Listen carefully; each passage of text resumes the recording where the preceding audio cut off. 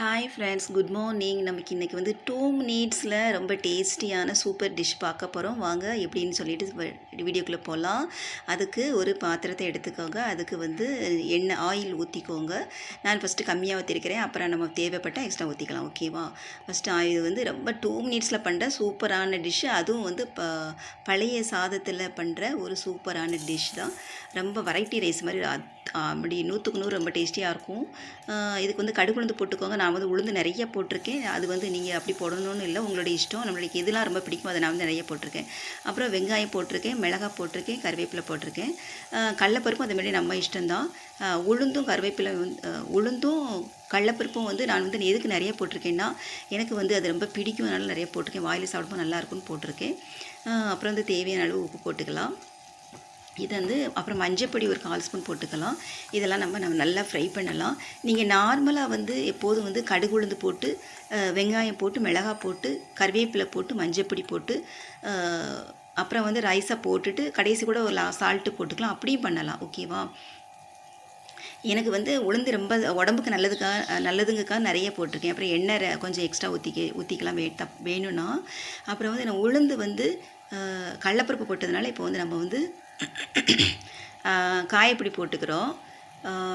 உளுந்து வந்து உடம்புக்கு ரொம்ப நல்லதுங்கிறதுக்காக தான் நிறைய போட்டிருக்கேன். கடலப்பருப்பு வந்து எனக்கு வந்து வாயில் நல்லா முறுமுறுன்னு வருங்கிறதுக்காக நான் நிறைய கடலப்பருப்பு போட்டிருக்கேன்.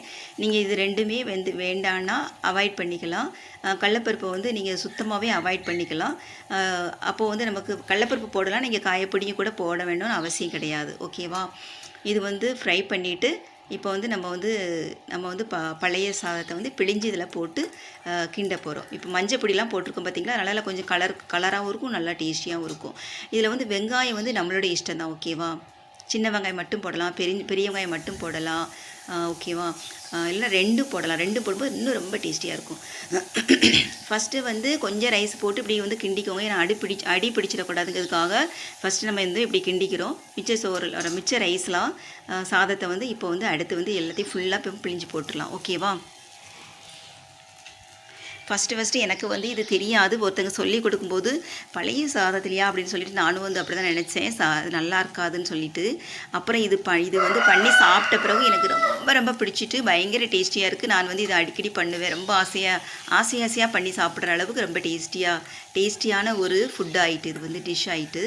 நீங்களும் இது மாதிரி பண்ணி சாப்பிடுங்க. இதில் என்ன ஸ்பெஷல்னால், இதுக்கு வந்து எதுவுமே தேவை கிடையாது. சும்மா நம்ம சாப்பிடலாம், அப்படியே சாப்பிடலாம். எதுவுமே தேவை கிடையாது.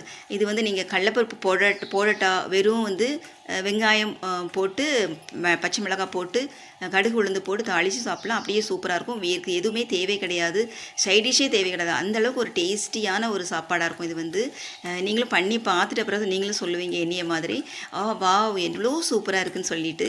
இது வந்து வெரைட்டி ரைஸ் மாதிரியே பார்க்குறதுக்கு ரொம்ப டேஸ்டியாக பார்க்க பாருங்கள். இவ்வளோ ஸ்டைலிஷாக சூப்பரான ஏதோ ஃப்ரைட் ரைஸ் மாதிரி வெரைட்டி ரைஸ் மாதிரி இருக்குது பாருங்கள். அவ்வளோ டேஸ்டி, சாப்பிட்றதுக்கும் அதே மாதிரி தான் ரொம்ப டேஸ்டியாக இருந்துச்சு. இதுக்கு சைடு வந்து நீங்கள் வந்து எதுனாலும் வச்சு சாப்பிட்லாம். குழம்பு ஊற்றி சாப்பிட்லாம், அவியல் வச்சு சாப்பிட்லாம், என்ன குழம்புனாலும் ஊற்றி சாப்பிடலாம். அப்புறம் உப்பு பார்த்து செக் பண்ணிவிட்டு போட்டுக்கோங்க. ஓகேவா? என்ன வேணாலும் வச்சு சாப்பிட்லாம். அப்பளம் வச்சு சாப்பிட்லாம், ஊறுகாய் வச்சு சாப்பிட்லாம், எதுவுமே இல்லட்டாலும் சாப்பிடலாம். அதுதான் இதோடைய ஸ்பெஷல்.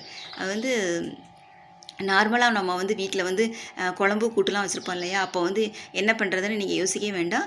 தாராளமாக இதில் என்ன குழம்புனாலும் சேர்த்து கூட்டும் சைடில் வச்சு இதோடு சேர்த்தும் சாப்பிடலாம். ஒன்றுமே இல்லையா, இது மட்டும் கூட சாப்பிட்லாம். அவ்வளோ டேஸ்டியான ஒரு இது. அதாவது எப்படி சாப்பிட்டாலும் இது டேஸ்ட்டாக இருக்கும். அதுதான்.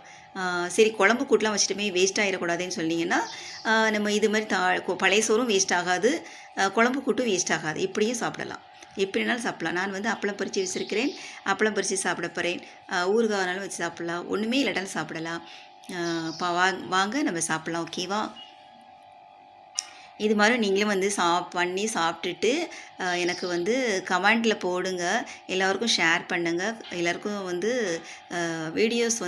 வீடியோ வந்து ஷேர் பண்ணுங்கள், சப்ஸ்கிரைப் பண்ணுங்கள், லைக் பண்ண மறந்துடாதீங்க, கமெண்ட் பண்ணவும் மறந்துடாதீங்க. ஓகேவா? இந்த மாதிரி வந்து சூப்பரான டிஷ்ஷு வந்து எனக்கு ஒருத்தவங்க சொல்லி கொடுத்தாங்க. நானும் வந்து இதை வந்து உங்களுக்கு சொல்லி கொடுத்துருக்குறேன். நீங்கள் வந்து இது வந்து ரொம்ப நான் வந்து அனுபவித்த பிறகு தான், எப்போ டேஸ்ட்டாக இருந்தால் மட்டும் தான் நான் போடுவேன். அதே மாதிரி இது ரொம்ப டேஸ்ட்டாக இருக்குங்கிறதுனால நான் வந்து ஆசையாக உங்களுக்கு போட்டிருக்கேன். என்னுடைய வீடியோவுக்கு சப்போர்ட் பண்ணுங்கள், ஷேர் பண்ணுங்கள், கமெண்ட் பண்ணுங்கள். ஓகேவா? சப்ஸ்கிரைப், லைக், ஷேர், கமெண்ட்டுங்க. பாருங்கள் எப்படி வெரைட்டி ரைஸ் மாதிரி பார்க்க எவ்வளோ அழகாக இருக்குது பாருங்கள். பார்க்க மட்டும் இல்லை, சாப்பிட்றதுக்கும் இது ரொம்ப ரொம்ப டேஸ்டியாக இருக்கும், சூப்பராக இருக்கும். இது வந்து 100க்கு 100 கேரண்டி. அவ்வளோ டேஸ்டியான ஒரு சாப்பாடு. ஓகேவா? இதில் வந்து ஒரு பழைய சோறு நமக்கு எதாவது பண்ணுமோன்னு நினச்சிங்கன்னா, தாளிக்கும் போது நீங்கள் ஒரு ஒரு கொஞ்சமாக மிளகு கூட, முழு மிளகு கூட போட்டுக்கலாம். அப்போ சாப்பிடும்போது உங்களுக்கு வந்து சூப்பராக வந்து வாயில் வரும். Okay, wow, super, tata.